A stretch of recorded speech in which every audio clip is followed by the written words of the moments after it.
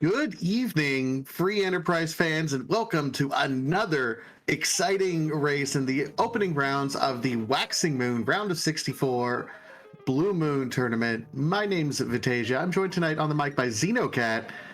We got Mechalink versus Slippery tonight. This is going to be an exciting one, I think. Yeah, I am definitely really excited to see how this match pans out. What do you make of a young start with these bosses on Blue Moon? Well, I mean, it's interesting because with Blue Moon, so Yang is kind of known as the Punch Mage because he has some elemental claws and he can do some really good elemental damage. That'll come in handy for like Mylan Z for elements, and his health pool would be great for Dark Knight. So I don't hate a Yang start actually for this particular one, depending on where these bosses are. Golbez is never going to be fun, so you'd hope you don't run into him. Bahamut, depending on where he is, should not be too much of a challenge. CPU though, that's not fun to see kind of anywhere. Hopefully we have characters other than Yang who can deal with CPU, because Yang is not very good at dealing with CPU. No, not at all. His high HP pool is actually a detriment in that fight, and you can't really back row him, so he'll never do great damage. Our other bosses are interesting. Mylan Z is fairly free, but then we have Ogopogo, who is kind of nasty, and Yang is going to be paired up with Rydia, just Octomam giving us the hook to start off, so we already have access to that underground through the hook route. But something tells me our runners are probably going to do some other things first. Yeah, that's been the tradition. There's still lots of boss checks to do in this first area. You want to build out your party. You might want to get a few levels, do a few other things. One of the things that I always try to keep track of in these particular Blue Moon seeds is how many of the bosses are lunar sparkles. So because the lunar sparkles are things that you can't just face check, like take a look at the sprite and then run away. You have to actually open it up. So with one lunar sparkle in that Ogopogo, it'll be really interesting to see, where that pops up and where those checks are made. Mechalink showing us the two characters over in Mysidia first with Kane and Rosa, great pickups, and we have a Cecil in the Watery Pass. Well, that's a pretty good set of three characters to find, I would say. Yeah, with those three, I think you're set. Like, you don't need anything else, really. Yeah, no, those three plus Yang and as like a tertiary Zerker, and Rydia as like a person who can cast warp for the warp glitch. Yeah, we're good. I kind of don't care who the other characters are. I mean, I do a little. I do a little too. I think, if I'd like to have an edge just for early game shenanigans, I'd like to have a Tella because just for one or two little ancillary things, but I'll make do. This is fine. Yeah. Oh yeah, both of those are great. Tella is a really solid anchor, and speaking of Tella, there's Tella. So I would say bye Rydia. We don't need Rydia anymore. Yeah, her, the two reasons that you want to keep Iridia, well, not necessarily the only two. If we happen to find an early Leviathan or Bahamut, you can really leverage her magic quite a bit, but that's not necessary per se, especially when you have the kind of really damage output that the rest of this party can have. Yeah. But the reasons that you would want to have Iridia are essentially either anchoring or to be able to cast warp, and Tella can do both of those, whereas with Rydia you kind of have to choose one or the other. Couple things to note and some treasures that we've pulled out. Looks like Mechalink is doing some looting in Cave Eblin, did kind of casually pull a Murasame sword.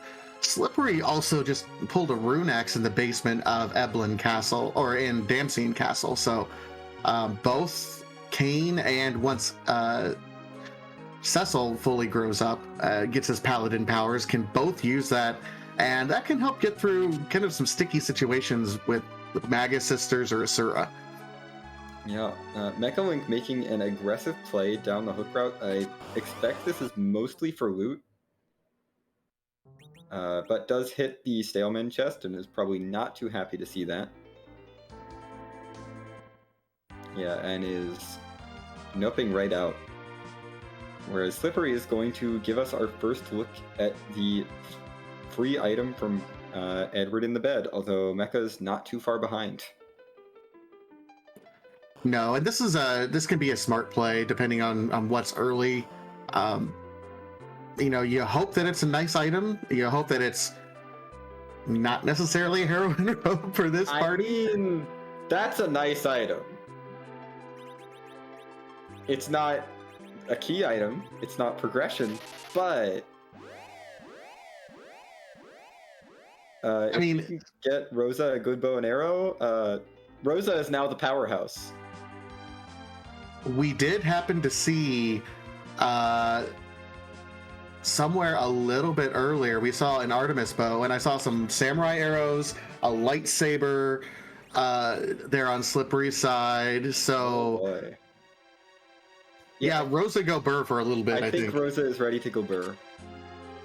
And Cecil, once he becomes a paladin, can have discount Holy Sword. Budget Holy Sword, the great value Holy Sword.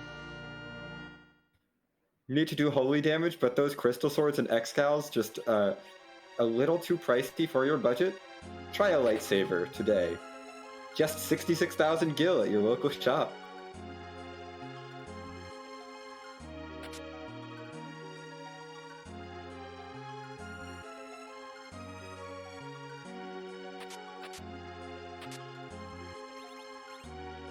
So we've checked out 6 of the total characters that are available. The last one is going to be mount ordeals, and there's been some, different people have different,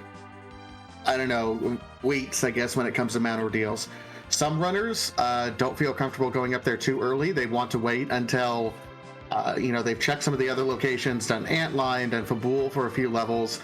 Others like to go up, within 5 minutes, like Mechalink here, and is very comfortable saying, hey, let's just do this. I mean, in my opinion, we have a heroin rope. We have a good bow and arrow. Rosa can solo ordeals. It's fine. Kane has an okay spear. This is fine. But I am also on team destroy ordeals. Yeah, I tend to be on team destroy ordeals as well. I did not see what weapon we have for Kane yet, but how would we like an inferior white mage? Yeah, and maybe we don't take Porum. Yeah, no, we don't take Porum. Porum can stay home. I would consider taking her if we had Palom available, but without access to that twin command, nah, not that useful. How about that nice Leviathan summon? That's interesting. That actually might tempt me into taking that Rydia over Tella. Especially if we have a Curse Ring.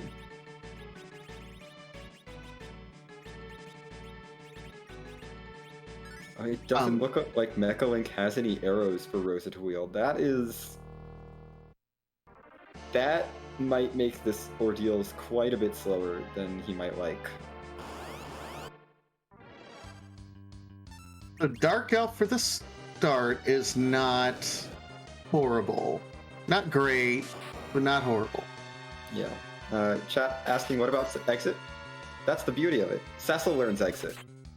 Cecil can be your exit mage. Cecil best exit mage, it's true. Yeah. If Cecil wasn't in the party, absolutely we keep Tella around. Or we swap Porum for Rosa or something. But with Cecil in the party, I don't feel bad about leaving Tella and Porum behind.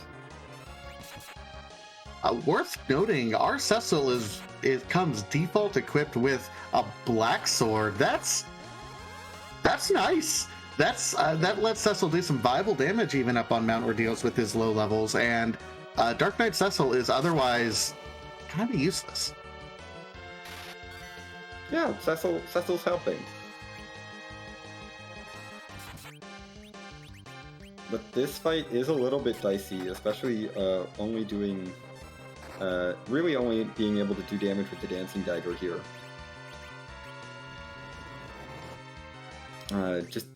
Even just any arrows that you could buy from a shop, like poison arrows, mute arrows, anything. Not even because of the hitting a weakness, just for some sort of damage from Rosa would be really helpful. Well, we're gonna get through this just fine. Yeah. Tala was able to cast Stop, which, for some strange reason, the second phase of the Dark Elf doesn't have the boss bit for some strange reason, so... Yeah, it can't be hit with a swoon proc or any instant death, but it's still susceptible to all sorts of status effects. You can't toad it, by the way, but you can stop it, you can weak it.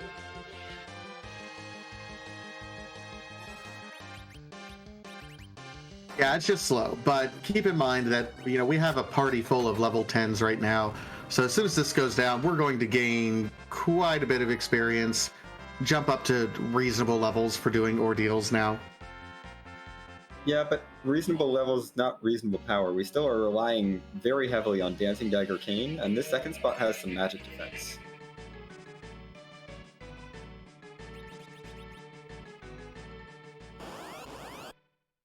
So Slippery kept his Rydia and now has a black robe and Dancing Dagger to put on her. Well, plus a Sork robe for Rosa if we want. Slippery, just in general, has done quite a bit more looting than Mechalink and is going to be going into these fights, I think, considerably more comfortable. Yeah, I like the look of Slippery's party a lot better. I'm not sure I would have taken the Rydia without a good summon, but the Leviathan summon on ordeals definitely will be a big payoff for Slippery's team. And Mechalink is going to have fun with Mom Bomb. And by fun with Mom Bomb, I mean not fun. Yeah, this is not a fun spot either way. You're still not really powered up. You're still trying to slowly work your way kind of through what is normally a kind of a high HP spot anyway, but then you have Mom Bomb's bonus HP. Yeah, it's just kind of a gross spot, and the Explode will actually do pretty significant damage here. But on the bright side, the Black Sword does double damage. That's nice. Yeah, it's like actually contributing more damage than the Dancing Dagger.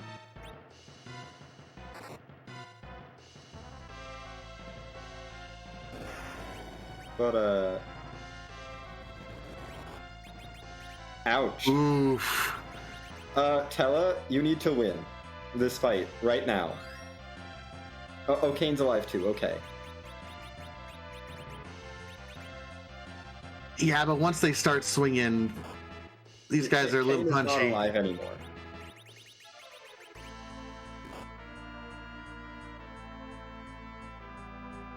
I don't know. This is gonna be close. I don't think that Whip Bolt does it. Nope, we need more damage. Oh dear. Oh no. Oh boy. Yeah. No, you're done.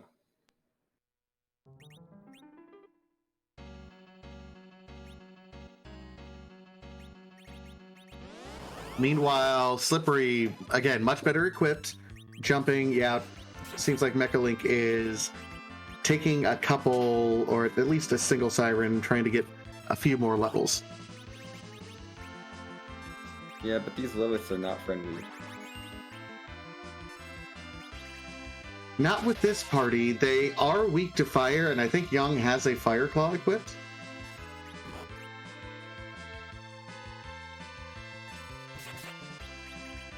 Yeah, Slippery running into the same problem of, oh no, Mom Bomb is rude.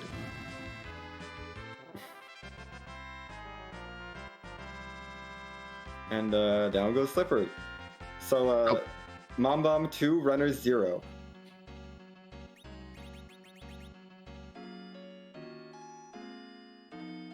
Yeah, I mean, I like both runners' approach right here. So Slippery knows eventually he's going to have to come back.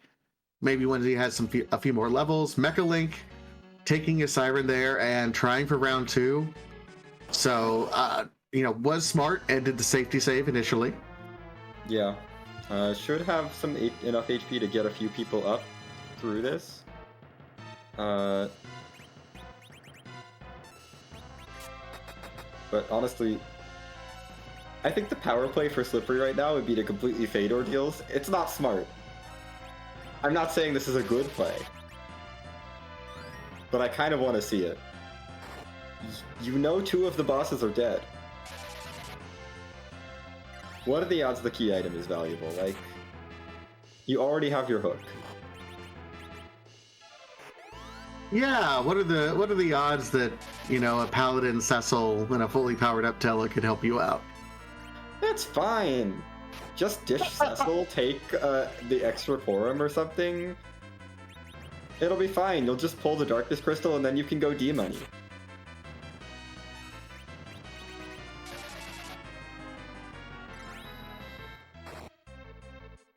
The Slippery continues to loot just about everything in sight. Full looting out Ant Lion Cave, which, scoring some interesting items. Those mute arrows, in addition to the Artemis bow, with everything else going on. Rosa is going to be a very dangerous woman. Plus an Asura and a Dwarfax. Yeah, this is definitely some solid loot for this team.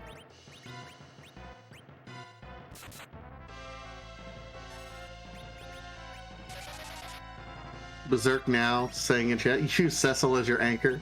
I mean, okay. And well. There's a boss in Antlion Cave.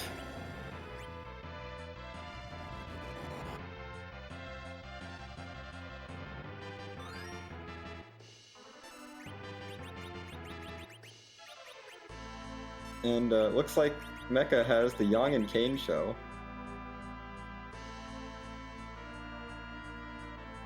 And isn't that cute? It's a tiara.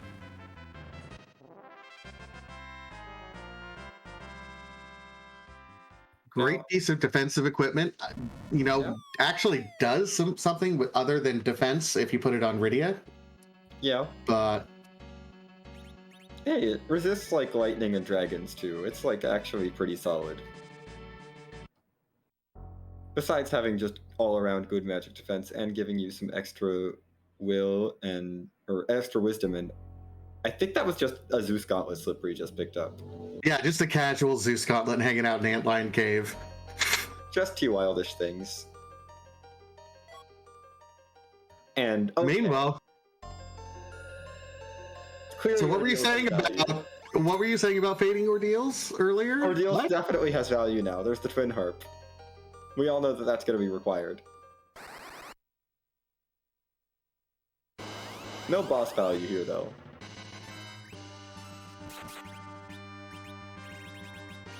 No boss value, but Mechalink has to throw a mute dagger on Cecil. Has not found one of those lightsabers. Meanwhile, oh, Slip. Yeah, no, I don't think Mechalink found the lightsabers in the Troya Public Treasury.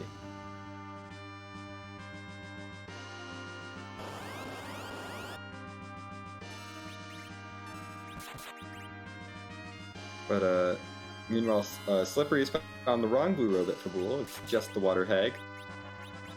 So that'll be a quick fight, but not a fight of value. Well, not necessarily a fight of value for him, but definitely, will help with levels, because this is kind of a high experience spot for this part in the game. So likely we'll have the levels to be able to re-tackle that Mount Ordeals now. Definitely. That's definitely a good bit of HP that Slippery's party's gotten. And wow, thanks King of Fabul. I looked away. I completely missed it. You're gonna have to fill me in. It was another Leviathan orb.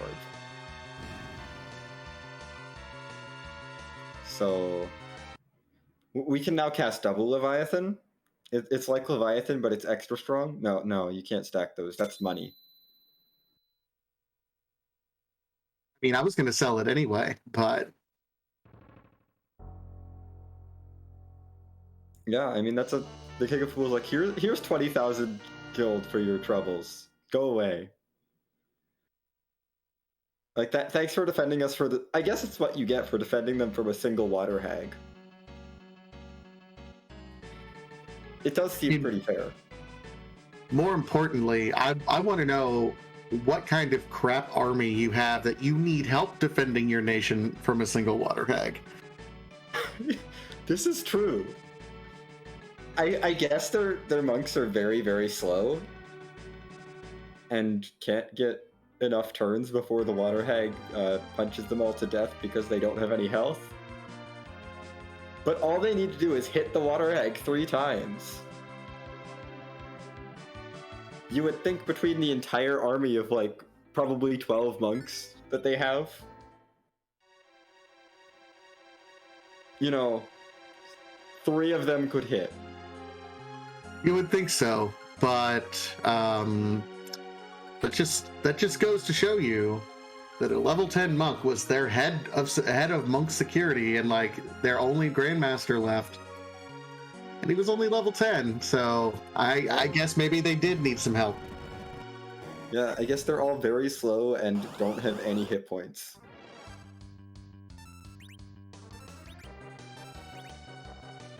Meanwhile, Mechalink, following up, is now in Antlion Cave, so this is an interesting play immediately after Mount Ordeals.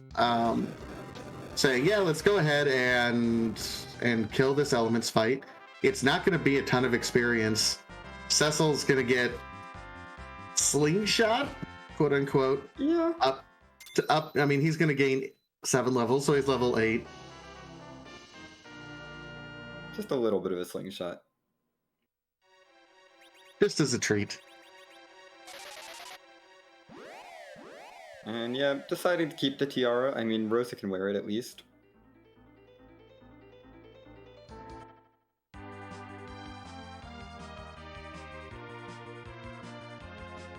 And I'm really interested to see at this point, because now both of our runners have been to the Mount Hobbs area, and neither, I think, has climbed it. I'm real curious what that boss is. That's a check that you gotta make relatively early, at least to peek it. Even if you don't think you have the power to beat whatever's up there, yeah. I think you gotta take a peek there, just because. Huge fan of checking that early.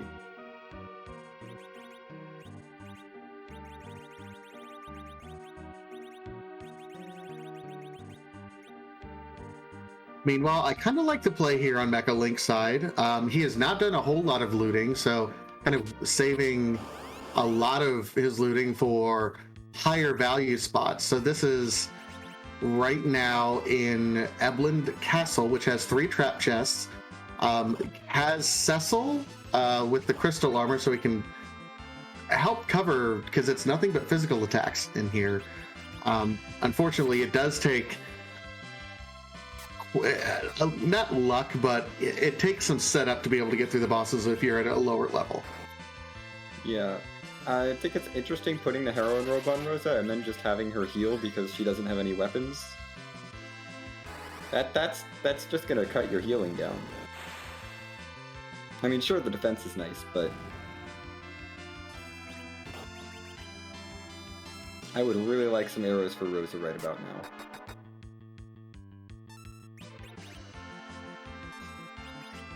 Absolutely. And that Staleman is being very punchy right now.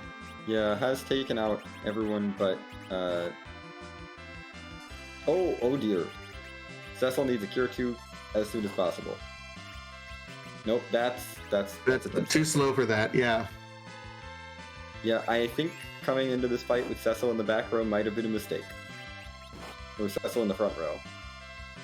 Crystal armor's great for defense, but it's not enough by itself. No, you gotta help it out. especially if you haven't back row glitched Cecil. We are in the Blue Moon flags. Unlike the Red Moon flags, the Blue Moon does have does allow you the back row glitch. So might want to set that up. We know you got some bow and arrows on there. Well, we have a bow anyway. Yeah. I would honestly not even worry about it. Just put Cecil in the back row. He's got a mute knife. What's he gonna do? Realistically, he's not contributing your damage here. No, let him sit in the back row and cover people and call it good. Honestly, I'm kind of curious what Mecha's plan is for doing damage to these fights, because I don't think he has any decent weapons at all. The best damage is telespells. That does seem to be the plan right now, based on everything. Rosa's spamming the hold. Yeah, she got charmed. She's trying to hold things back. That's one of the black cats. The other one is going to Bluster, and goodbye Kane. Goodbye Tella. Goodbye Rosa. And now that he's in the back row, they don't do anything. However, Bluster can still do things, yeah. And Cecil can't hit very hard. Mute knives do not do much damage.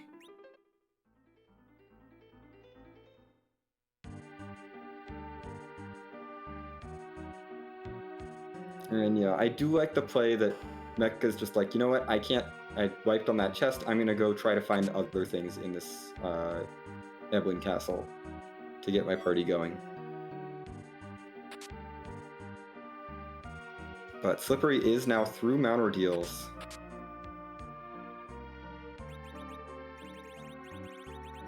And Mecha does find a crystal ring here. That's going to be some nice defense when paired with that crystal armor. So that might be enough to keep Cecil safe as long as he's in the back row. Yeah, still not in the back row quite yet. I would really like to just put Cecil in the back row and leave him there. It's fine. The back row is so much more important than any piece of armor. Oh, and that glass hat. Just put Cecil in the back row, please. He's begging you.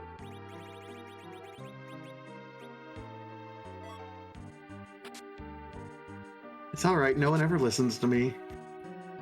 Yeah.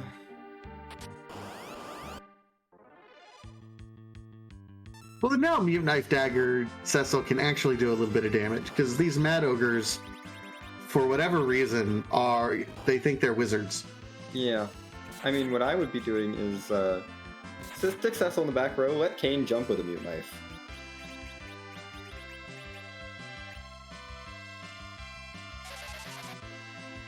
And let Kane basically take care of it all. Try to get a size with Tella maybe, but Mad Ogres are going to have some trouble getting through Cecil with the Glass Hat especially. Glass Hat's really good.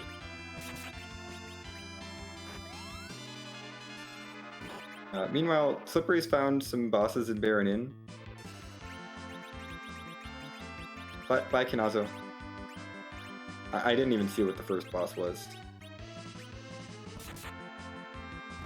Oh, but that's nice to see with the Baron key. That's one of those key items that locks 2 boss checks. Aside from the opening boss that we see in the cutscene. So I always like seeing early Baron key. Oh, definitely. Baron Key has essentially 3 bosses behind it, although we know that the first boss is not required. It still gates more bosses than any of the other key items, other than the Darkness Crystal.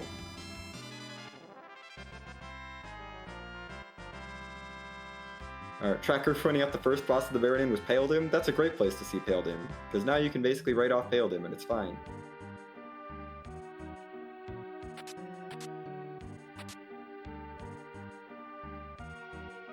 Mecha does get through the Mad Ogres. Don't think there was much of anything in the Mad Ogres.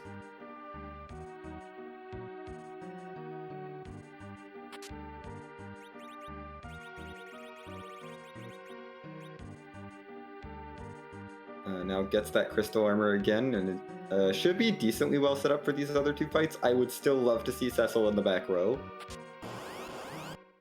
Just to really stack up all this defense and make him basically unkillable, but that's me. I tend to agree with you personally, but I don't know if this Stardust... Okay, well, it took out the Lamias. Yeah, as long as it takes out the Black Cats, that's good. It's definitely a damage range to kill the Black Cats. It's absolutely not guaranteed. Tella has no MP because we did not heal up.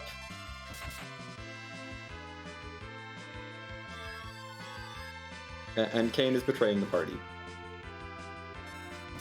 Stop. No, I've never heard this before, ever.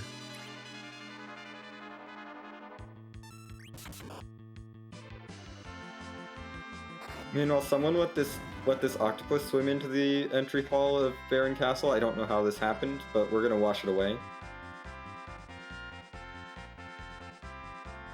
That did a surprising amount of damage, honestly. I mean, it's Rydia with a tiara and a Sork robe. I think. She's actually pretty decent. Well, yes, I mean, I get that she's decent. I just conceptually, the idea that a gigantic wave would have any effect on a half-submerged octopus anyway. Yeah, that does seem like it wouldn't do that much damage. And, oh my goodness, the fake King of Baron was actually the real King of Baron all along!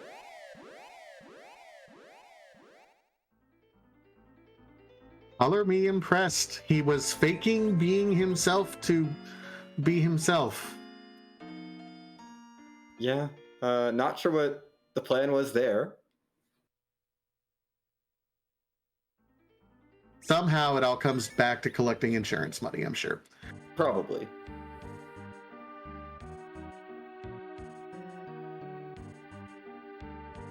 Now, I haven't been seeing what we've been getting out of these trap chests, but I don't think it's been anything super exciting for Mecha, unfortunately.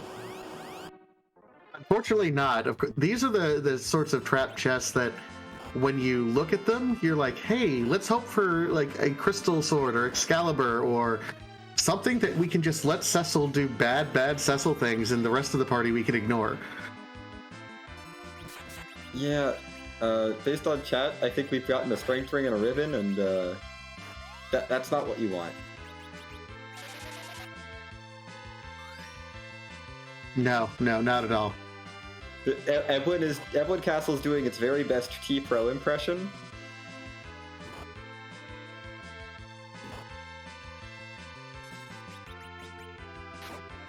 I mean, we have found some interesting things. We did find the crystal ring. We found crystal armor, if we're ever so inclined, although I hate equipping. Baron Castle giving the package. That's always a fun check to think about and then not do. And Slippery going to leave behind the Baron basement for now. Not going to worry about peeking that just yet. I always love peeking that, especially after early Baron. Oh yeah. And, oh hey look, Bahamut was here the whole time. We did get word Mechalink did just find a crystal sword in that last one, so it's go time. Oh boy.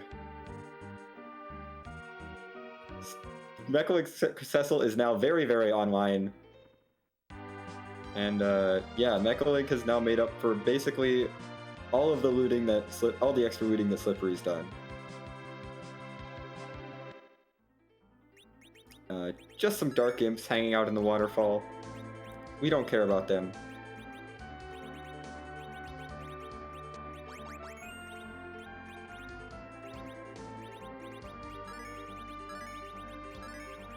Up here is your other check up here on Mount Hobbs.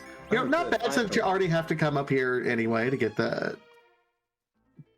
Oh, hi there. It's required. Check Mount Hobbs, folks.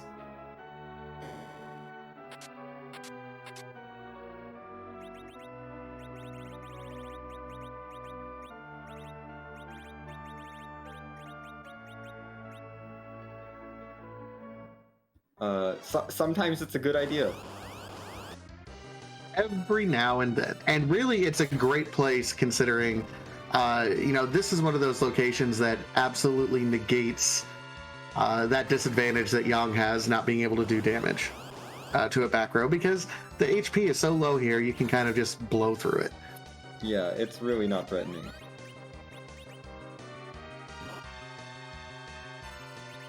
So this is like kind of an interesting situation where Slippery has Leviathan Rydia, which is a very powerful tool, but Mecha does have that Crystal Sword Cecil for now.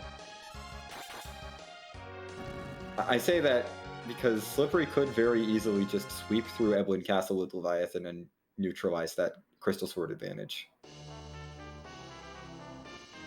And Mecha still has all of Baron Castle ahead of him, whereas Slippery is essentially done on the overworld. Yeah, it took Mechalink a little bit longer. Both runners kind of bounced off Mount Ordeals earlier, but they both got through it eventually. Slippery absolutely has spent more time doing general looting, but Mechalink, in turn, has spent more time trying to get through Castle Eblin, where is rewarded with the holiest of swords, but has yet to really leverage it. Yeah. Does finally find some arrows for sale in the Baron weapon shop, so we'll be able to get through. We'll be able to get Rosa set up for doing damage, but Slippery is headed into Eblin Castle now. And if he full loots this castle, we'll find a holy sword. See, this is interesting to me. We know this is generally a good play because Crystal Sword Cecil makes everything great, but he's done so much looting up to this point in time. Like, at what point do you say, okay, I'm good? Yeah, it's very interesting. I think I mean, I'm a fan of looting Eblin Castle definitely in this circumstance with Cecil. I don't think I would have done as much of the earlier looting, knowing that Eblin Castle is probably going to be happening.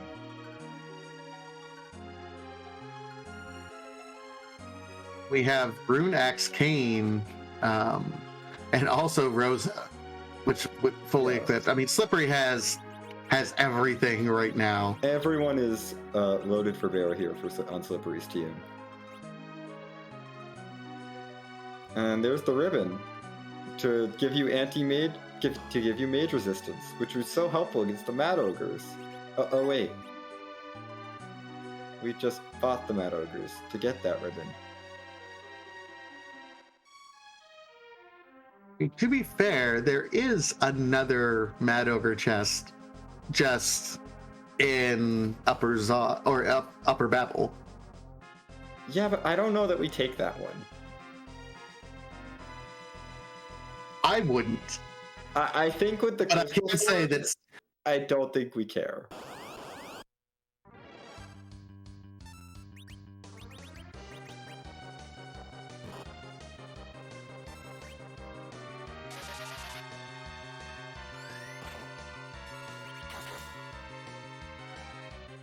Meanwhile, Mecha getting the bad news that Octomam resists Holy, because Octomam is rude.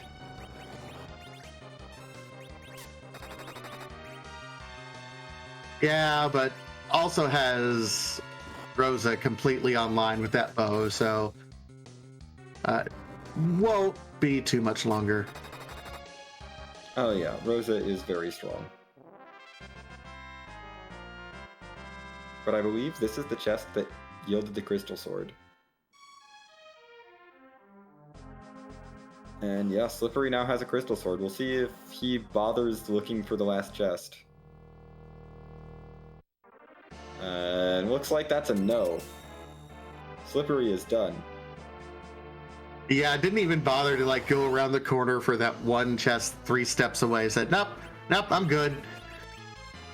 Yep, got everything that he felt like he needed. And I mean, this might be motivated by feeling a little behind having to bounce off of Mount Ordeals.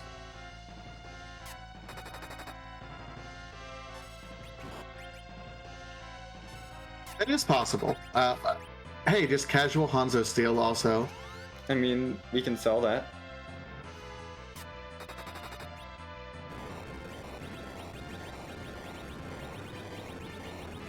Dekar in chat's like, that's enough looting for today. Dekar, clearly, Yes. you are not a natural loot goblin like myself and perhaps Slippery.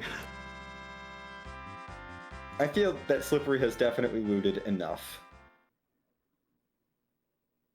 We do not need any more loot. It is okay. We do not need any more loot, but we certainly want it.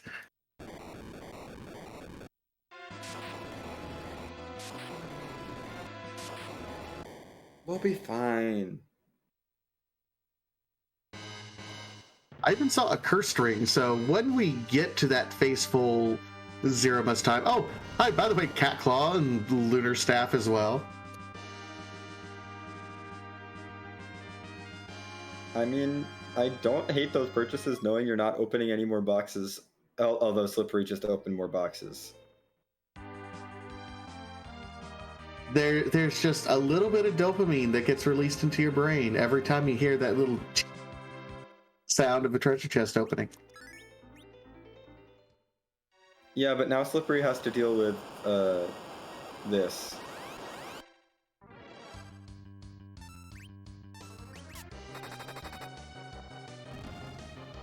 Also known as the worst fight. No one likes the double Staleman chest. It's annoying. It can be rough. It can be rough, yeah. It doesn't give much experience. And it just gave some samurai arrows, so like, not even worth it.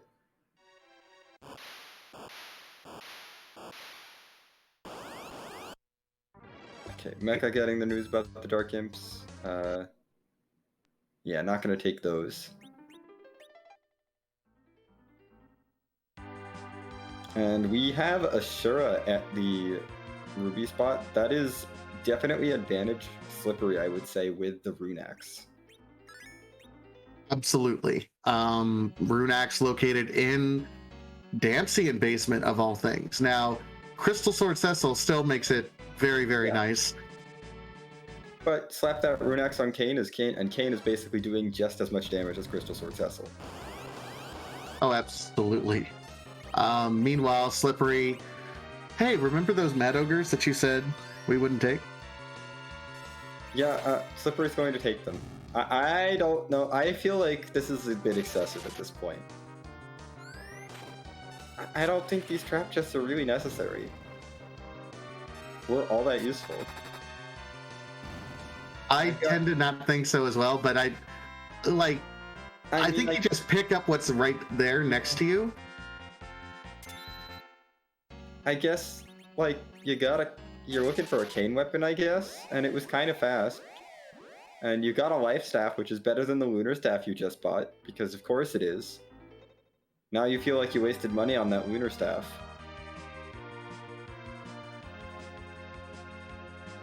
But yeah, I don't know. I feel like in this situation, I'm like, okay, I guess I'm just dealing with Kane with a Rune Axe for a while. Until I find something better. In either a random box I open, or in the Forge shop, or a dud check. Yeah, for me, I'm not necessarily happy with it, but unless I find something directly in my path, Rune Axe on Zemus, perfectly acceptable. It's fine. It's not great, but it's fine. I'll grumble about it, but I will live with it. Especially with the Crystal Sword Cecil, I don't really care that much. And Mechalink bought all the Sirens. I think he bought like 3 stacks of 10. Wow. And now can't afford the Cat Claw.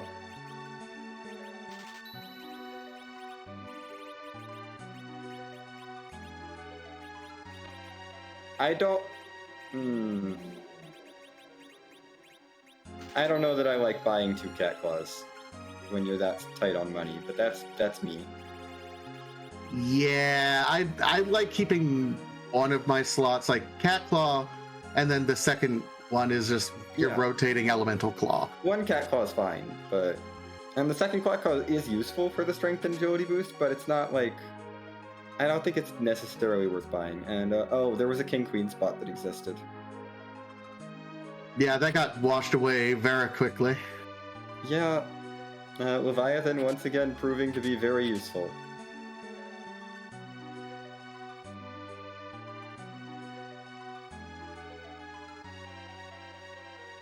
I feel like even though Crystal Sword Cecil is objectively the best character, like the MVP of this seed, Rydia is the real MVP of this seed. Rydia's keeping up, absolutely. Like, there's been a lot of bosses that we've had to sweep through, and as nice as Crystal Sword Cecil is, he can't, like, dark wave his way through those. Yeah, I mean, Rydia really carried a lot of the overworld for Slippery.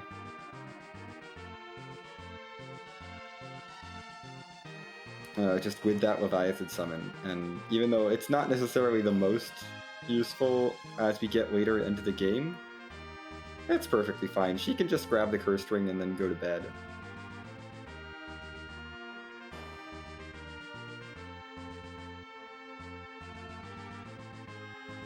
One thing you mentioned earlier is that Cat Claw, which does give the strength and agility boost. It's kind of interesting seeing Slippery with Yang still in that middle slot, knowing that you're boosting your agility of your agility anchor. That's interesting.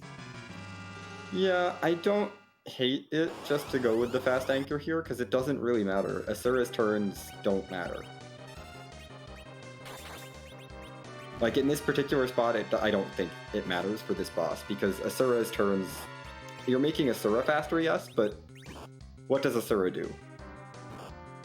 She heals your party. Essentially, once you have the two walls up. So, she takes more turns, that's more spells you get to heal from. It's fine. Oh, that makes sense. The only concern I have is the wall wearing off.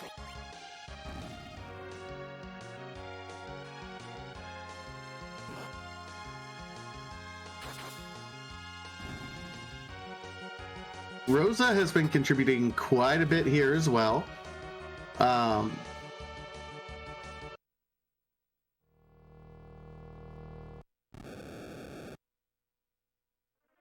Yeah, Slippery's been handling this fight really well, and Slippery gets through it just as Mechalink is starting this Asura fight. This is going to be very close.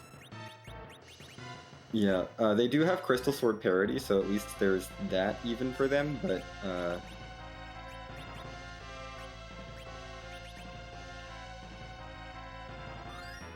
I think Slippery overall has the better loot setup. As Mecha's Rosa misses a Berserk. Thanks, Rosa. Yeah, I thought he targeted himself. Yeah, no, Rosa just completely whiffed it. Because I assume there's a heroine robe equipped. Well, that's interesting right there. Having telecast wall so you can bounce a Star Veil off the telecast wall. Yeah, I mean, the Star Veil does last longer than the wall, so it's better in that sense, but I don't really think we're in a situation where you'd see the wall cast wear off. That's kind of where my mind was at as well. Like, where'd that come from? But okay.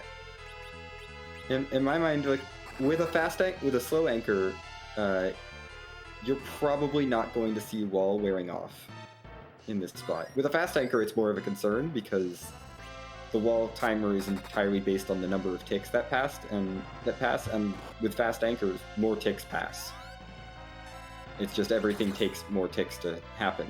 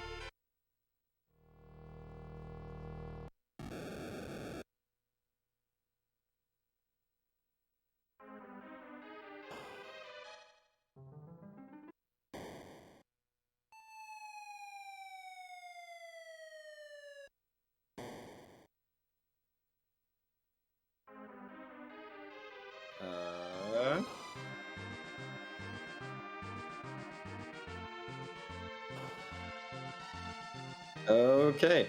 There was some technical difficulties. I think we are back. And oh my goodness, that's Ogopogo. Do Dwarf Castle, folks.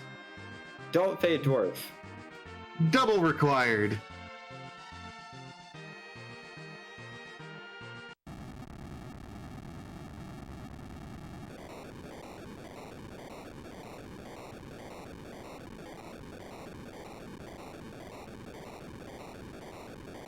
All right, so get through that right as Mechalink is finishing up his castle. We'll see. Mechalink saw the purple robe. If he just turns right around and drops down. Nope. No, I like this discipline. Dwarf Castle. I don't think I don't really like going up Kiwa's Tower unless it is actually 100% required and I know it is required. Then I will consider it. I've started because it's burned me enough times, especially the key and I'm up top. Like, I'll go and I'll save at that halfway point, and then I'll beat the boss, and if it's nothing, I'll reset out of it. Yeah. But generally, I do like going Dwarf and Fey March first, just to get a little bit of extra boss info and get that... get a couple more chances at finding the tower key. But it looks like Dwarf Castle just going to give us a Legend Sword and a Rat Tail. No direct boss unlocks from that, though that Rat Tail could lead to something.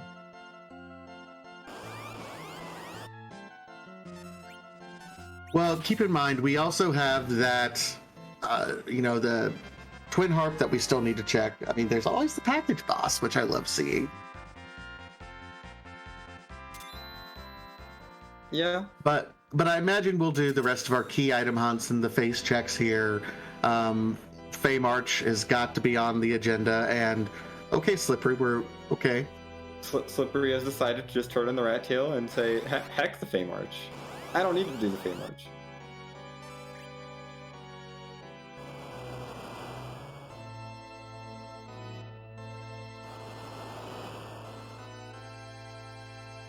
Yep, immediately turning in that Rat Tail. Okay. I can see wanting to do that just in case, for example, the pan is here. Yeah. Oh, definitely. I would probably opt for Fey March first at the very least. And oh my goodness, it is the pan. That was a very small % chance, but it paid off perfectly for Slippery here. Yeah. No, I would have been going to Fey March first to at least check the freebie down there, because if that's pan, then I don't even have to worry about turning in the Rat Tail first. Yeah, that's my thought. Okay, and Slippery's still dodging Feymarch. Okay. Yeah, I don't know why people have such hostility towards Feymarch. It's 2 boss peaks. And a free key item that you don't have to fight either of the bosses to get. I think this is the point of the race. Like, I would absolutely do the Feymarch because it's 2 boss checks and a key item. But Slippery is prioritizing like key item density right now because he only needs 3. I mean, there's 3 bosses left, so he's hunting as quickly as he can for that Darkness Crystal. And the Darkness Crystal could just be chilling in that Feymarch, or the 2 bosses in that Feymarch could be the 2 of the bosses you need. Even finding one of them down there would be huge. I mean, I wouldn't want to see any of these bosses down there, but it's good to know. No, I'm kind of with you on that one, where I like right now, I'm face checking the bosses, I'm doing the key items as I have them. But you know, as soon as I get that Darkness Crystal, I'm going to the moon, just with how the setup has been. But still, you gotta have the discipline, I think, in this, because it's not a matter of, hey, there's 1 boss to go. You know, you have to kind of play the odds. Like, I'm even tempted to do Twin Heart before I go to the moon right now, just because it's an item on the Earth. Well, Feymarch freebie at least not going to bite Slippery. That was just an Artemis, I think Artemis arrows in that chest. But there are Bacchus down here. Oh, hi, Earth Crystal. And an Adamant Rock. That's not Darkness. We still cannot get to the moon. It's not Darkness, but it is... I mean, 2 more boss checks, and you might as well do Twin Heart while you're up there, right? Yeah, I'm feeling Twin Harp. I'm really feeling it. And this isn't just me being the harp composer and wanting them to do Twin Harp. This is me actually feeling like Twin Harp is a reasonable chance of being correct. And that's a Feymarch we want nothing to do with. Mecha, just leave. What are you doing, Mecha? What? No. Mecha, that's Baigen.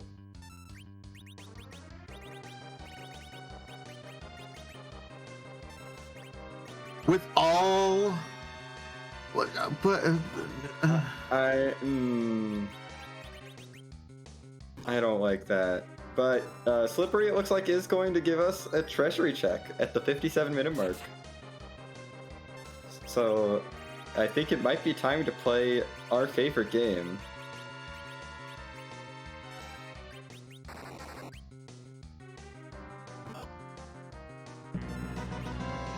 Great Bad Treasury! All right, I like the defense. I like, and the Dragoon and the Zeus. So, and a Stardust Rod. Yeah, there's some good stuff in there. Sure, we'll take a Moonveil, a second Heroine Robe, why not? More Black Belt, free Bacchus. Because Slippery doesn't know that Bacchus are for sale in the Feymarch. No extra Holy Swords, but that was good. Kain is now online.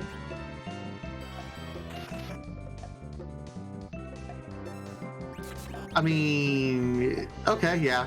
Kain can be useful now. He can pull his weight. And we got a good amount of strength boosting gear as well, so we're good. Just gonna go ahead and say it, we're good.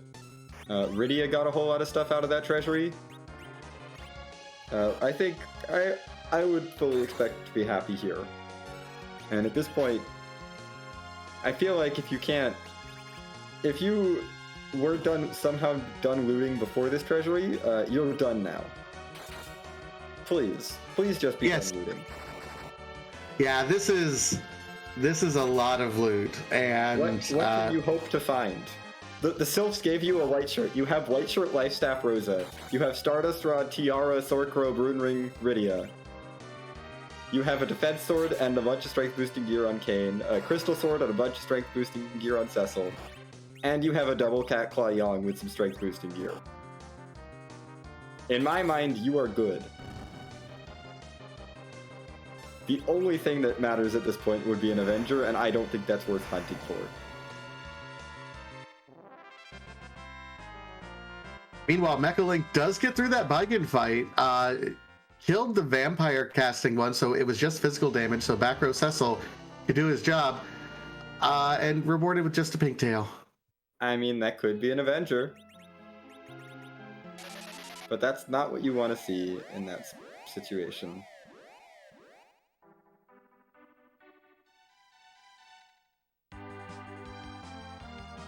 Meanwhile, is this even randomized? Maped earning, one, a little bit further towards his vanilla, merit badge. Only one vanilla thing. Smapety, you're gonna have to do better. Sometimes it takes a while to earn your vanilla merit badge. You're like, not all of us can get 8 things in vanilla, like, in the same seed. This is fair. Oh yes, 2 vanilla. We had Baron Key. So so our vanilla count is at 2. Which is a very normal amount. And now it's time to play Piggy meta. What color will the Piggy be? All right, so I've been trying to memorize. Okay, white ear and yellow ear piggies mean different things. Yellow ear means the sprite is usually like a reddish, so it's yellow ear piggy. Oh, is that yellow ears? I can't really see, but I'll take your word for it. That means it's a blue or purple sprite. I think it's a purple sprite, which it's not anything that we're looking for. It could be Golbez, actually, or Gauntlet. It's Golbez. Yeah, yellow ears are blue or purple on the sprite. Other than DKC, DKC is weird and just goes with white ears. White ears is red or sparkles. And then there's a few other pigs. There's Void Pig for CPU or Evil Wall, Ghost Pig for Demist, and Pineapple Pig for Dr. Luge.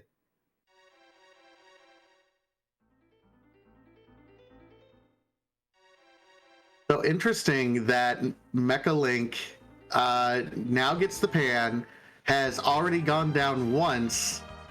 I think you're gonna go back and rebop. Yeah. No, this is what you have to do. You don't bother going to Sheila here. It's just like, well, I don't care. I'm gonna go do the full loop and clear this out.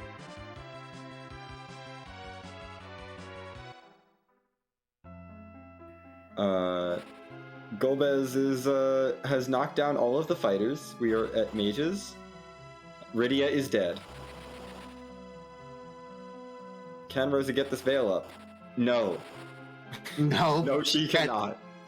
And the Velvala spot is a very heavy magic attack spot. It has to have high magic attack to make sure the stone casts land.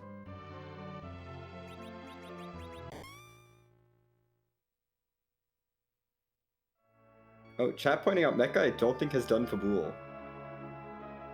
Which means that he'll be able to route it out very cleanly, and oh no, Slippery has to redo the Mega Sisters. I think he's okay. Like, it went pretty quick. Oh, and this is interesting. Casting Venom using Rydia, just so we are pre-set up before this Golbez.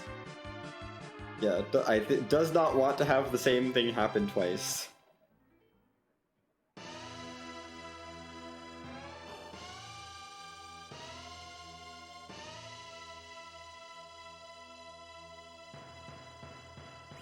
Meanwhile, yes, chat was right. Mechalink has not yet done Fabul at all. So this is the big all Fabul all at the same time, which is nice when you can do it. Would have been a little nicer to not have to walk through the Sylph Cave twice, but still nice. I mean, if you're going to have to walk through the Sylph Cave twice, might as well do it right before you get a full health refill for free. Yeah.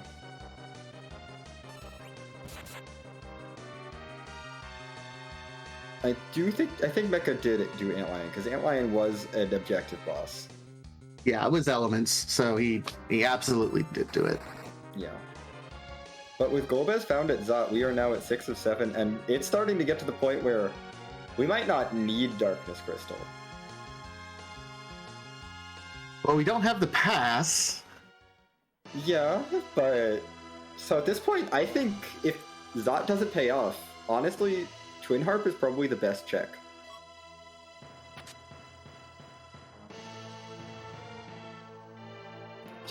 Or if Zot gives the pass, I still say Twin Harp is the best check. I mean, realistically, you know, if you want to talk about proper routing, you kind of want to do Twin Harp into Earth, and then since we've already done Baron, but haven't checked that Baron Basement Throne, I'm face checking that one too. Yeah, I think Baron Basement's probably also a very fair play at this point, if Zot doesn't pay off with Darkness. Because we do need that boss info as well, but other than Twin Harp and Baron Basement, there's nothing else that our runners can do that will give both a boss and a key item.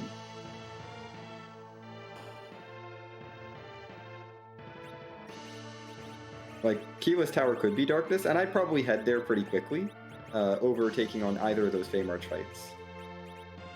So for Slippery might be more incentivized to just go down to that Feymarch because he has not been there to check the freebie or check those bosses.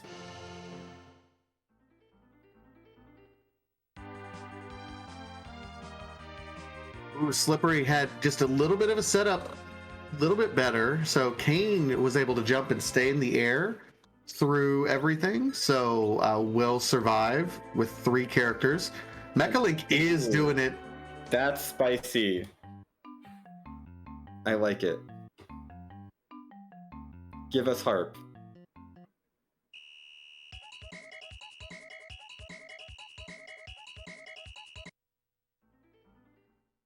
Meanwhile, Golbez has the Crash Boom Bang, and we are done.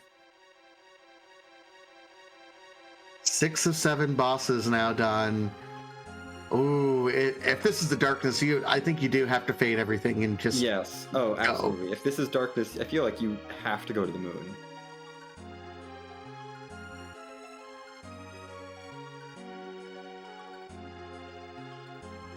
Especially since Darkness would make 10 key items. It's just grind and go at that point. Absolutely. And we get... I mean, our 10th key item. We can get underground now! Also, that's vanilla, and I love it.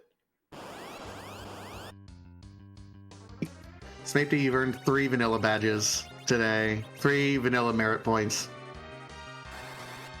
That's great. I'm so happy. I'm so happy we can get underground now. But I believe that we are at the point where we're about to get our music for the seed, so I'm going to be quiet and let y'all enjoy the tunes on Mechalink's side.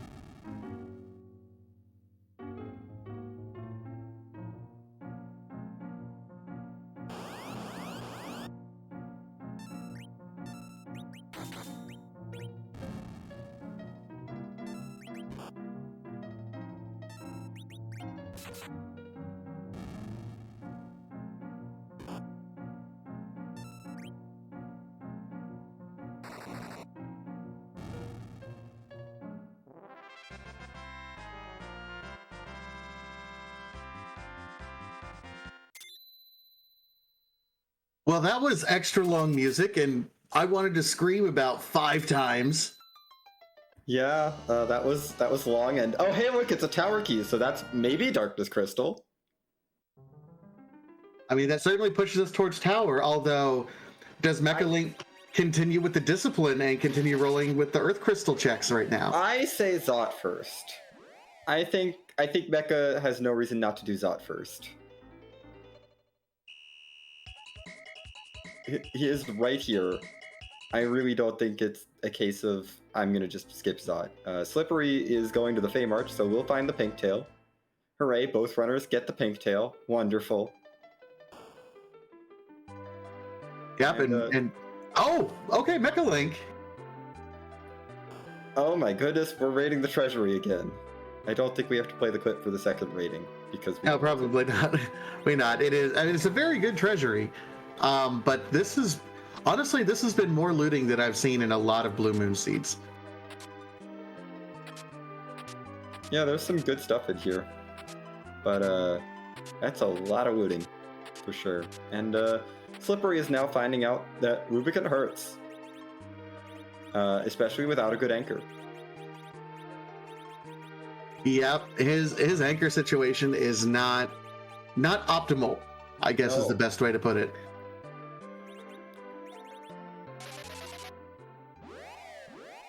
Mecha exiting out though might be thinking about fading Zot after all, which is not great with the Gulbiz there. No, okay, just saving the treasury and going back in.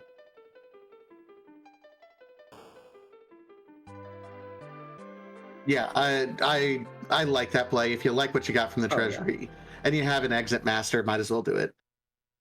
Yeah, so Mecha, once he completes this Tower of Zot, will have his crystal, but will not have access to Zeromus. At that point, what do? Do you leverage? I mean, you have the tower key. That feels like the next most efficient check. Yeah, I would be very tempted to plow through the tower. You are getting dropped off right next to Pier and Basement, but suddenly boss hunts don't matter anymore. So I think tower is the play for Mecha. Slippery is getting through Ruby. Here's the interesting thing. Yeah, if this is the Darkness Crystal, I mean, Slippery could go to the moon, but we now know that at least one of those bosses is not going to be up there. And okay, that's just some crystal armor, so Fey March, not the value.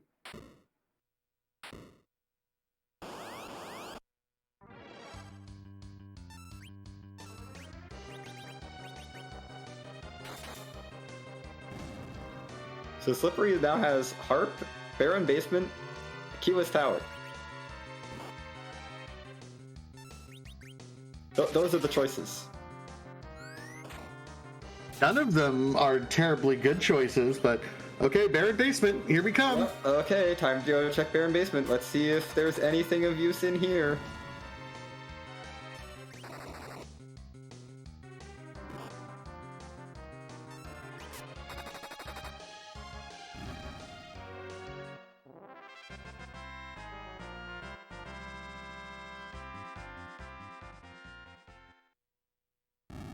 All right, meanwhile, Mechalink through, about to find the good news and be the first runner into foe mode, I guess. I guess. Oh my gosh, I love it. Mecha's giving the white shirt to Cecil so that he could be berserked. When you got nothing else. Yeah?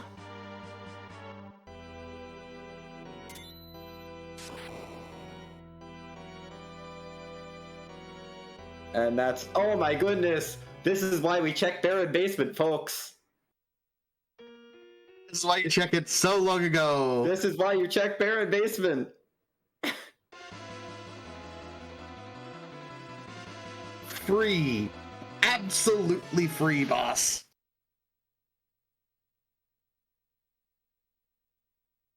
Yeah. If this is a Darkness Crystal, that feels real bad. Because your opponent could have had this half an hour ago. Easily.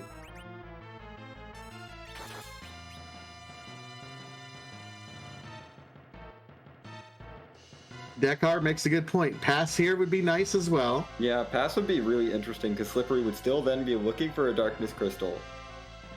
Or not looking for looking for another boss.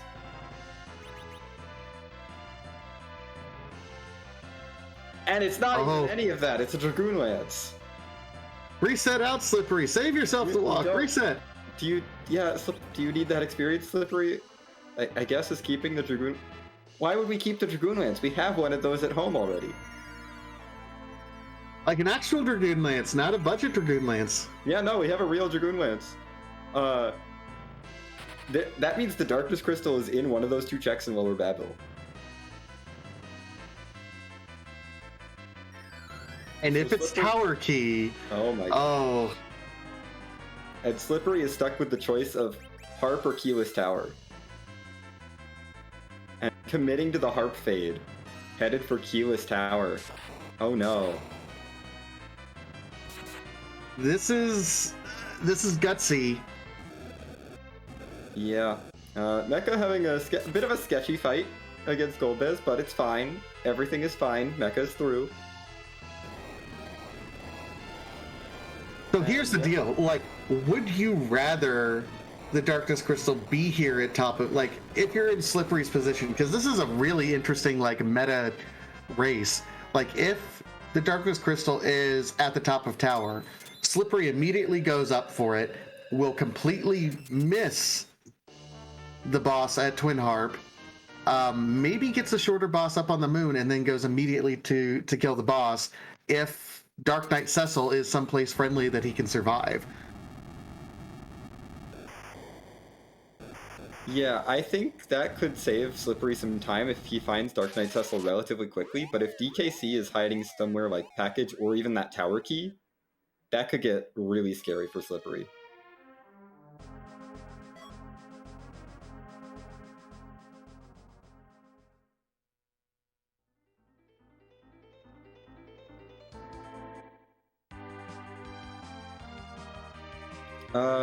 No, Twin Harp was available on the Overworld from Mount Ordeals.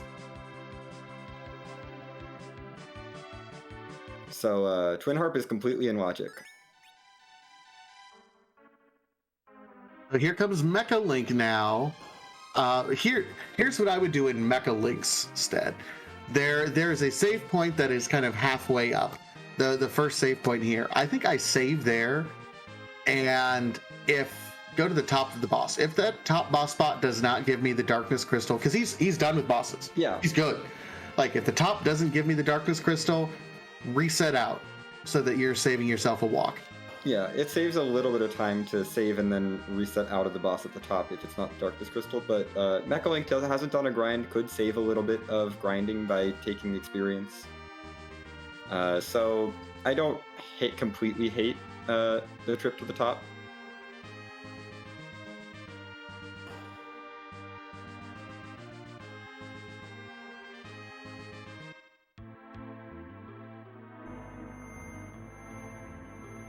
And there's our Darkness Crystal at the top of the tower.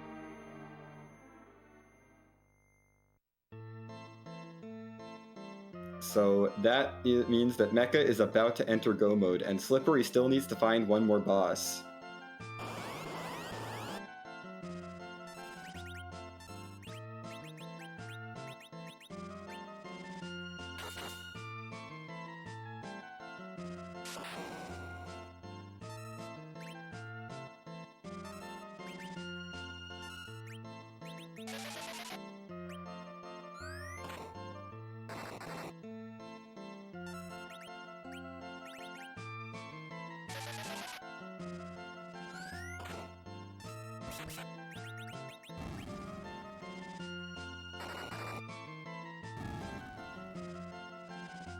All right. So, meantime, Slippery saved.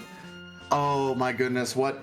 I mean, here's the thing, though, and this is a little bit of Schadenfreude in the back of my head. What if Dark Knight Cecil is at the Super Cannon room? Yeah, that's a concern. I mean, he could be at Cannon Room. He could be at Luca Cave, and he could be at Package, which we haven't checked Package yet either. Yeah. Slippery has grinded at least, so has that advantage, but Slippery's definitely on the clock to find Dark Knight Cecil.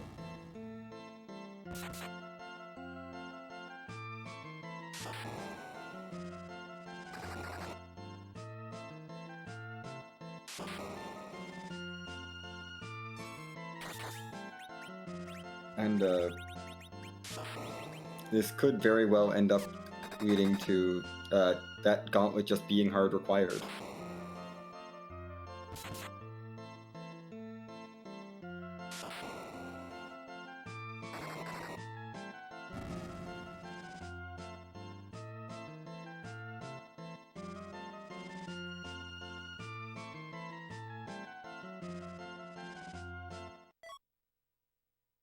All right, so Mecha gets his good news. Slippery looks like he's going to be doing a little bit of party adjustments here. Yeah, looks like is done with Rydia. Rydia has served her purpose. Tella is joining to be a cursed anchor. And yeah, Mecha is in Go mode, just walking out, has at least 10 sirens, I believe, so can do a quick egg grind. And then just has to walk down the moon.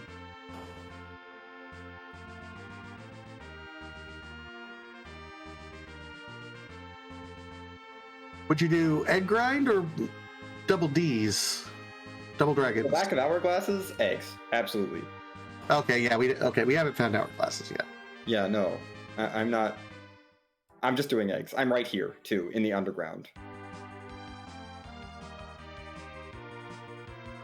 Although Mecha's not doing those.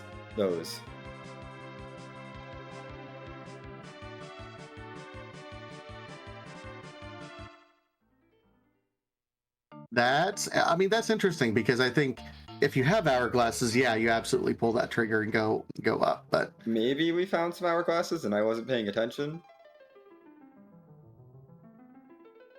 I mean, at the end of the day, if your gold dragon fights are taking more than a minute, they're still not worth it over eggs. And I mean a minute as in like exactly 60 seconds. Because eggs are like 20 seconds each, and gold dragons are only worth 3 times as much. And in both cases, we have a Dragoon Lance Cane available to us. Yeah, so the Dragoon Lance Cane might tip it a little bit more in favor of the gold dragons, just because you're one-shotting eggs anyway, and no, bye Demist, you can stay in Cave Bahamut.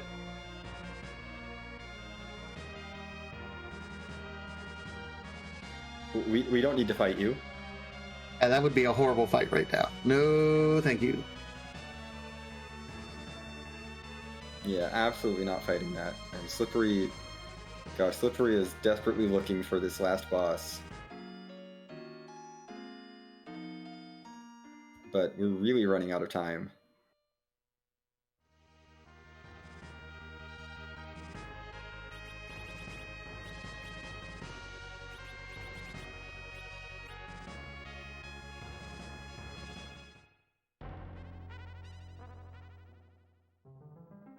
I still think, depending on where Dark Knight Cecil is, if it's here, and we've already done the grind, because keep in mind that was a long fight for the Definitely.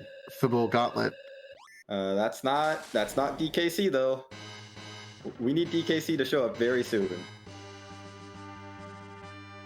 I think maybe if it's one of these things at the bottom of the moon, Slippery has a chance, but otherwise, I really don't know.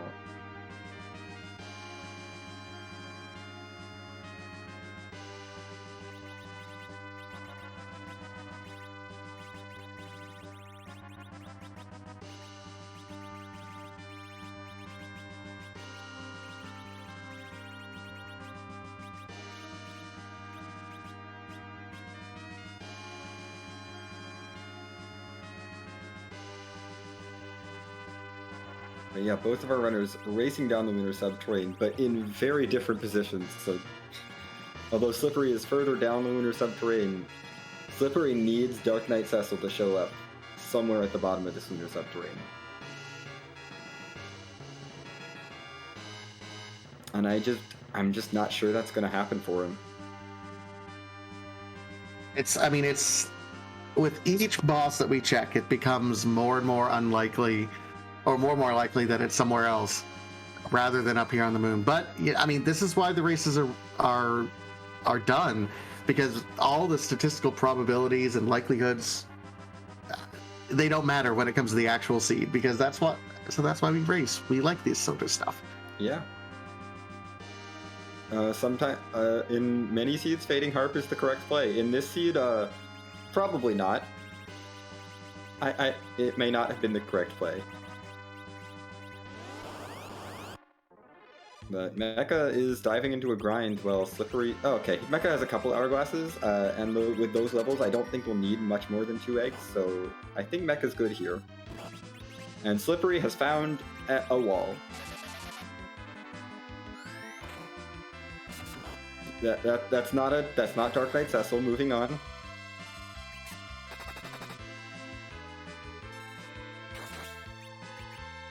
That's also Dark Knight Cecil. I mean, that is the nice thing about this particular check. You can go, yeah, we don't want anything to do with this. Yeah, no, I don't want to deal with Evil Wall or Bahamut. No, thank you. I'm confused. Mechalink, you have a Dragoon Lance. Equip it on your cane. Oh, well.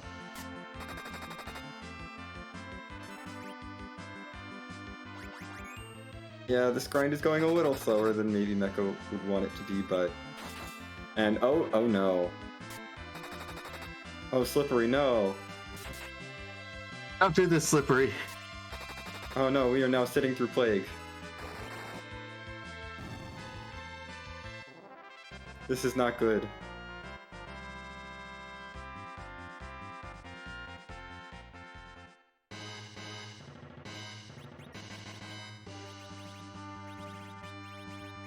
There's still the Crystal Sword Altar, but otherwise this moon is not looking great. Because the only gating key item that could be up here is the Luca key.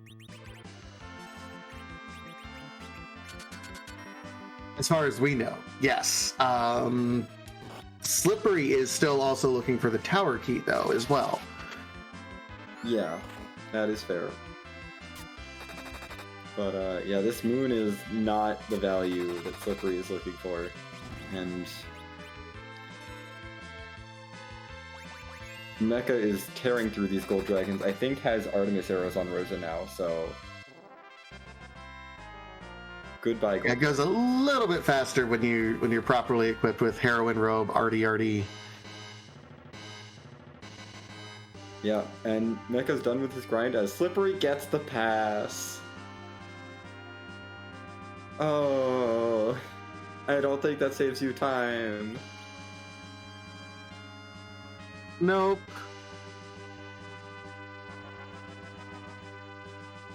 So looks like that Mechalink is setting up. Still has RD on Rosa. Yeah, so I think Quad Zerg. I agree with this. Just Quad Zerg. I don't think we see a second Big Bang. Not with Crystal Sword Cecil, Defense Sword Kane, the Yang that has the cat claws, and Rosa at this point. I am fully on board with this Quad Zerg plan, especially with the Bacchuses from the Fame Arch. And I am starting to see some flags in chat. Do you know what those might be about, Vitasia? I mean, I think it has to do with nap time. It is getting kind of late. Yeah, I mean, I need to get up early tomorrow. I would definitely like to get to bed. But I do believe they're talking about something else entirely. So, of course, this is the free enterprise community. We love to randomize everything in here. We randomize songs. We randomize the wall sprites before Baron's closing in. We would love to be able to randomize and put Zemus into the boss pool. However, his mechanics just are a little bit too weird for us to be able to do that. So, what do we do to randomize Zemus? Well, he always transforms after you use the crystal. It shows his true colors, as it were. And there are, to the tune of some over 600 different possible sprites to show his true form. So the Z flag there is chat asking a question, and that question is, whose butt are we gonna kick tonight? Along with other questions such as, is the butt cute? Does the butt have a hat? Is the hat cute? Does the butt have a musical instrument of some kind? Various butt-related questions. So Slippery did not find our Dark Knight Cecil, but did find the Luca key, by the way. That is the last chance to find Dark Knight Cecil, and that is, I mean, Slippery is now in full face check mode. Definitely has access to every boss at this point. Will not need to go through the tower key, but might need the harp.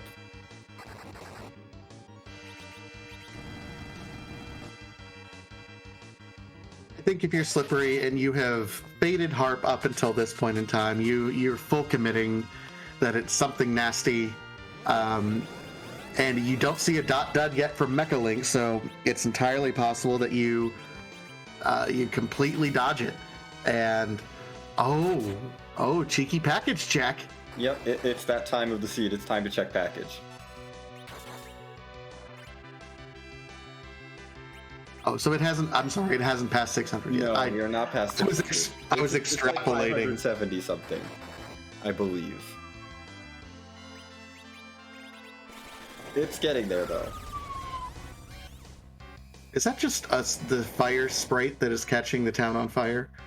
I think so. I think the fire is burning down the village. Oh no.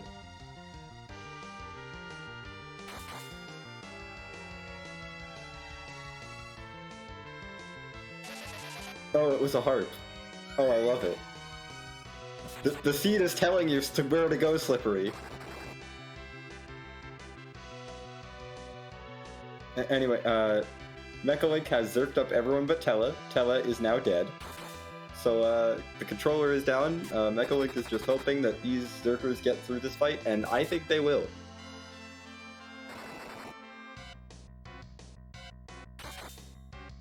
It might be close. I don't think there will be another Big Bang. We might see a Meteo, which could knock over Arcane. That would have to be a very high roll Meteo to knock over Kane.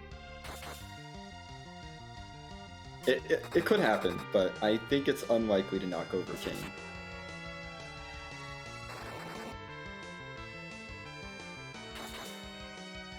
And even if it knocks over Kane, everyone else will be fine.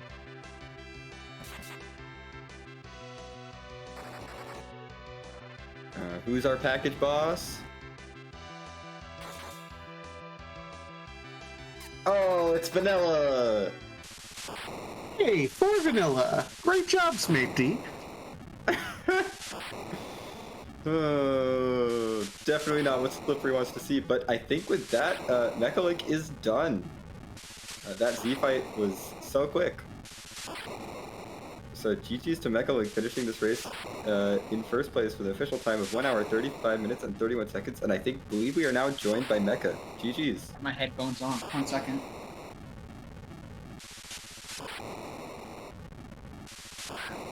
Can't hear you otherwise. There we go. Yeah, I just wanted to GGs. say GG's on that race, and Thank you.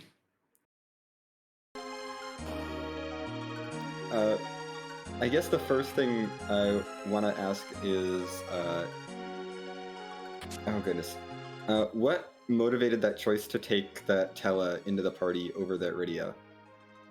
I checked for the sellable Leviathan, and it wasn't there. That's, yeah. That was the big thing. The other thing is that, where like Tella always enables the possibility of a key machine grind with utility. This was looking like a party that could use the utility of a Sage. Right, like we had the need for double white mages sometimes. We didn't have Blink on Rosa yet when we were doing early ODOs, right? Like, so I think that was where my thought process was. And then of course, right, like if we end up in slingshot mode, we just grab Rydia. Yeah. Like if we end up over leveling Tella, we grab Rydia, right? Like that's all great, right? That makes sense. If Leviathan had been there, I would have, Yeah. grabbed the Leviathan, slapped it on Rydia, and gone to the races. Right? And then, of course, as soon as you make that decision to commit to it, the seed is like, here's the Leviathan summon on Ordeals. And then also, here's one from Pabul. Yep. No, I saw that. When I got that, I was just like, thanks, game. Thanks. Yeah. Thanks so much. Yeah. The seed was determined. The seed wanted to teach me a lesson, and it taught me a lesson. All right. But yeah, that was basically it. Was I saw Tella having just higher utility across the seed, and where like that the AOE capability he actually had, where like made him play. Right? Like again, without a Leviathan summon, Rydia would have been much more dead there than Tella was. Oh, definitely. Another thing that struck out to me, you got underground just a bit behind Slippery. I think you were about the dwarf castle check down as you were getting into the underground. I'm wondering did you have an idea that you might be behind at that point, or was that okay? I felt like I might be behind at that point. The death on Ordeals, right? Like any death in this game, right? Like, and a long death like that especially means you've taken a hit, right? And we had enough power that if you didn't try Ordeals early, like you getting through that spot. Yeah. Right? So it was specifically me doing Ordeals early that cost me a slow wipe there, and so that's right. Like it is more likely that I am slightly behind there than not. Mm-hmm. Yeah, I was really sweating that third trap test. I'm like, I need this to hit, right? Like I need something. It did. Yeah, for both of you, because both of you ended up checking that. Yeah, I was like, I need this to hit, right? Like I need this to pay out because, right, like otherwise Cecil is really moping around with what he's doing. Yeah. No, fortunately that paid out, and then the seed just kind of kept giving you power as it went along. Mm-hmm. I mean, I essentially stopped looting at that point, right? Because that's I didn't need anything anymore. You have everything. The one thing I did need was a cane weapon, which is why I did Earth Crystal loot treasury rather than like say Supersmith. Yeah. Right. No, that definitely makes sense. There are three tier 6 hits, right? Like in Kane's, right? Like and a tier 7 hit, right? Like for Kane, and we got the defense sword, which is it's no Avenger, but it's good enough. Yeah, I mean you got the defense sword and you got the Dragoon spear, so yep. Plenty. That's good enough. Yep. One of the tier 6s, one of the tier 7s. So that was the logic behind that. It's just this is looking like a melee, like a berserk, power overwhelming, no big bangs fight, right? Like which is exactly what it was, right? I had 2 hourglasses, enough sirens, right? Like as soon as I got moon access, right, like either I crack eggs with no hourglasses, or and we just tear through Zeromus and never see a big bang or anything up. That's the plan.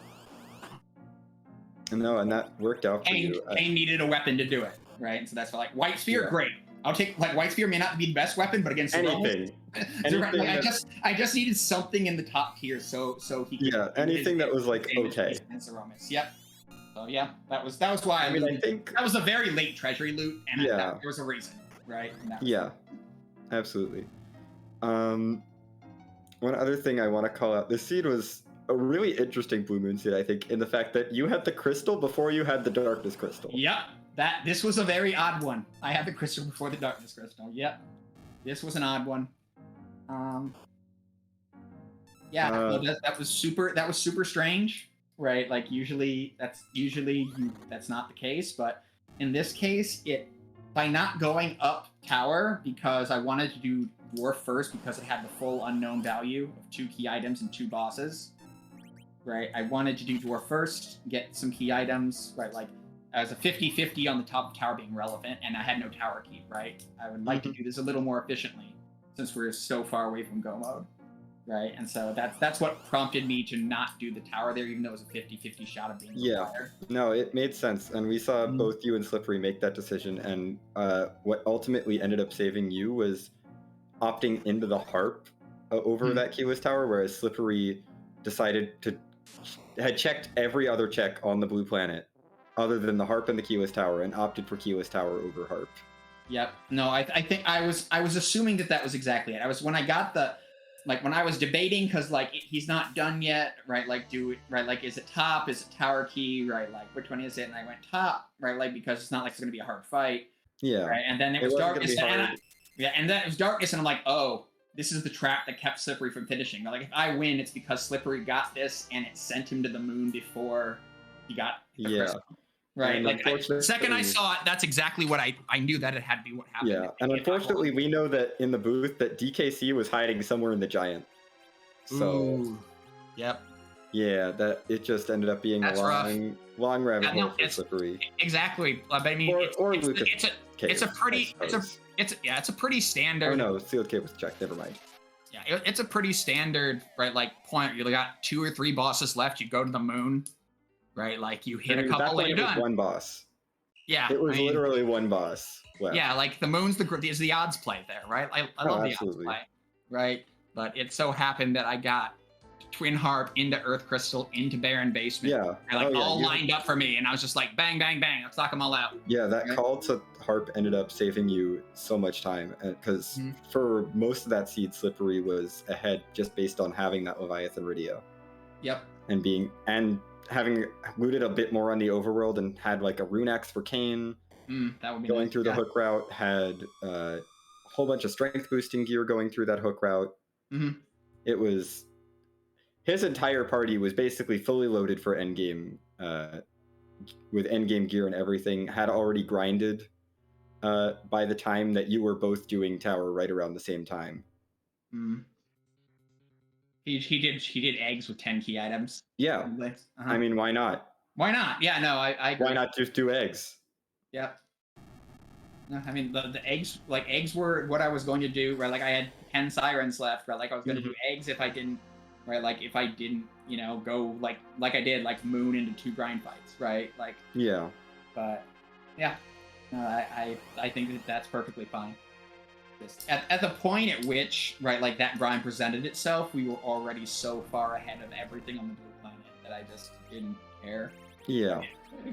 So what were the bosses that I fought after having 10 key items?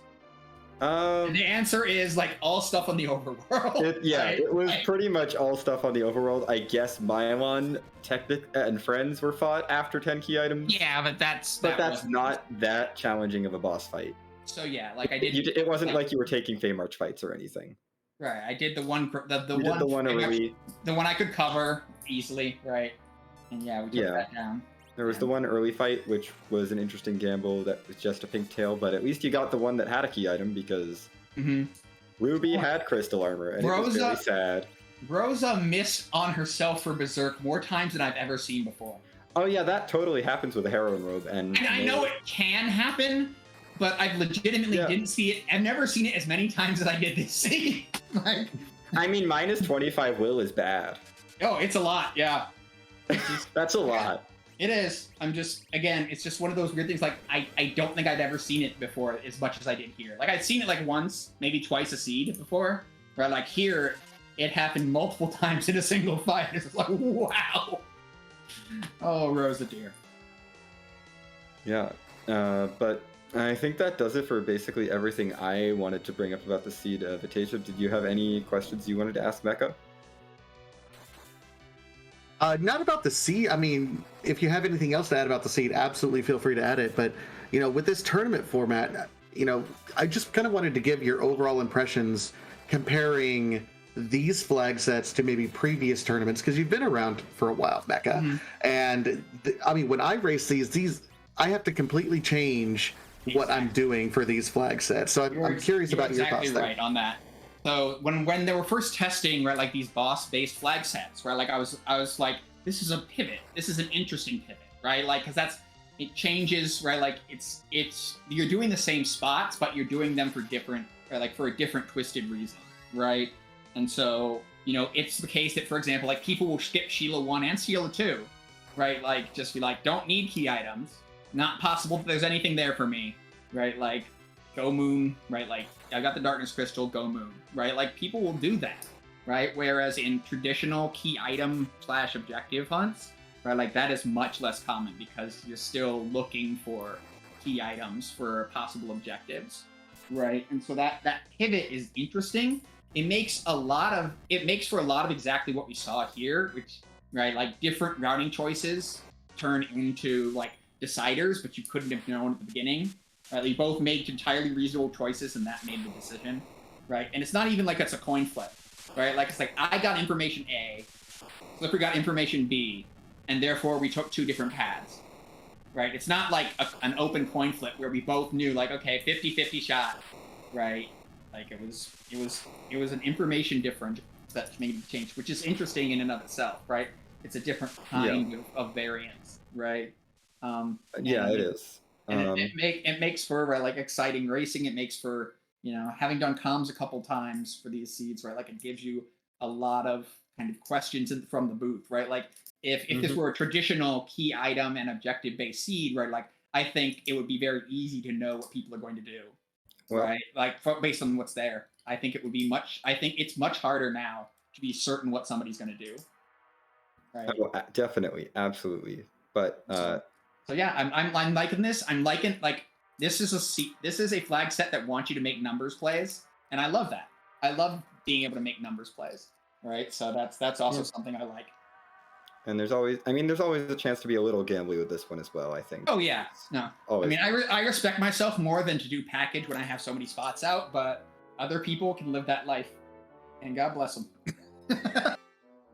Well, we're gonna go ahead and let you get on with your evening. Thank you. Because Slippery has just finished with a time of 1 hour 47 minutes and 13 seconds in second place, and we will see about getting him in here for his interview. Sure. All right. Well, thank you for restreaming. Thank you all for showing up. I hope it was entertaining, and I will see you all later. Yep. Take care. That was our first place finisher, Mechalink. And now I believe we are joined in the booth by Slippery. GG's. Boy, yeah, GG indeed.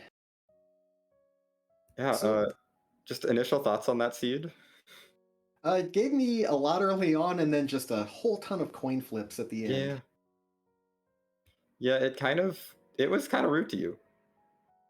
Yeah, so I'm actually curious. Did Mecha go for Giant? I mean, I guess Dark Knight would have had to be in one of those two spots. No, Mecha went for Harp before Zot, and because checked that Harp early, had the crystal before even finding the Darkness Crystal.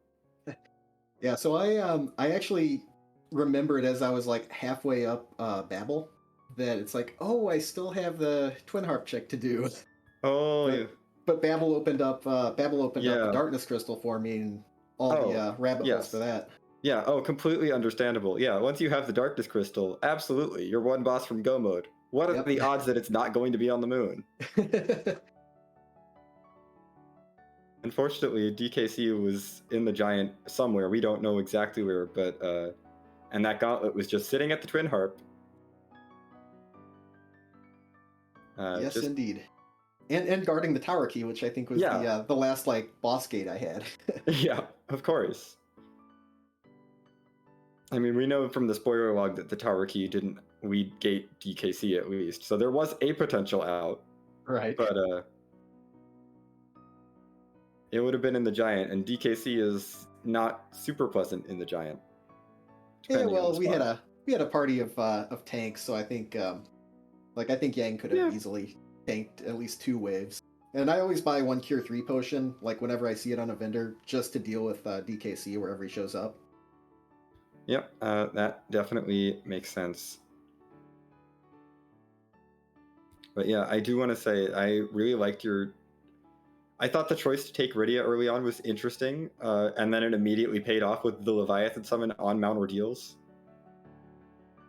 Yeah, so I figured between like S standard and early access to a gated shop, like I think you can still find Leviathan in gated item shops, and Yeah. that gets you through like basically through the mid game. And I kind of figured, well, I'll keep Tela benched because I hadn't found a cursed ring yet, and I didn't want him gaining too many levels. And I figured I'd just switch out whenever the time came. And it took until about the end of the seed, but the time eventually came. Mhm. No, it made sense. And I mean, Mecha ended up peeking that shop early and saw that Leviathan wasn't there, and so was like, well, I'm not going to get Leviathan, so I'm not going to take Rydia. And then Leviathan showed up. And so that differential made a big difference on the overworld, and you were about, I want to say, 3-4 minutes ahead underground. Yeah, it'll be interesting watching the playback just to see hear the commentary and learn what you guys think I could have done better. Yeah, it was an interesting back and forth, honestly, of mostly, hey, things are going pretty much Slippery's way. It's been a little bit of an execution battle, but Slippery's mostly doing well. And then, oh, that's a gauntlet at Twin Harp. Oh dear. Oh no, Slippery's not going for the Twin Harp. Oh no. Yeah. But well, I mean, that's the excitement of free enterprise, though. yes. And like once you got that Darkness Crystal, 100%, I agree with not bothering with the Twin Harp at that point. And knowing that it was like just a moment of forgetfulness, we all have those sometimes in races, and like, or you just forget that a check exists for a bit. Yeah, and I don't run with a tracker, so I mean, actually, like because it's a boss hunt, I actually have just like a text file with the 8 bosses I'm after that I look at. So yeah, it's easy for me to forget what I have. I was curious. Do you happen to know what your treasure count was at the end? I think we didn't, or I didn't see it at the end. Oh, I didn't look. I would probably put it north of 100. I'm a bit of a loot goblin, so Yeah. I mean, a lot of that loot did pay off for you. yeah, I think after I found the crystal sword, I just cut back severely because I figured, well, I have everything I need to finish the seed, and I figure like a treasury should odds on have something decent enough for Kane. But I was still, I think, with the C Naki on, I was still kind of hoping for something to fill those empty slots. So I still C checked a Naki couple definitely motivates a little bit of extra looting. Yeah, and I found black belts early on, but I didn't find like bandanas or I found strength rings eventually, and plus you need the cash to fund all that. Yeah.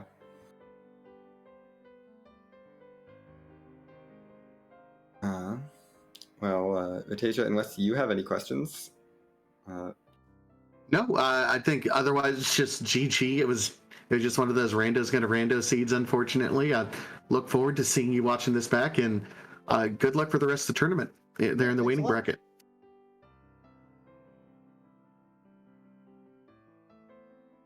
Well, that was our runner-up, Slippery, who just got, unfortunately, Rando does rando things, but we'll be moving on into the waning bracket of this tournament. But that does do it for our restream.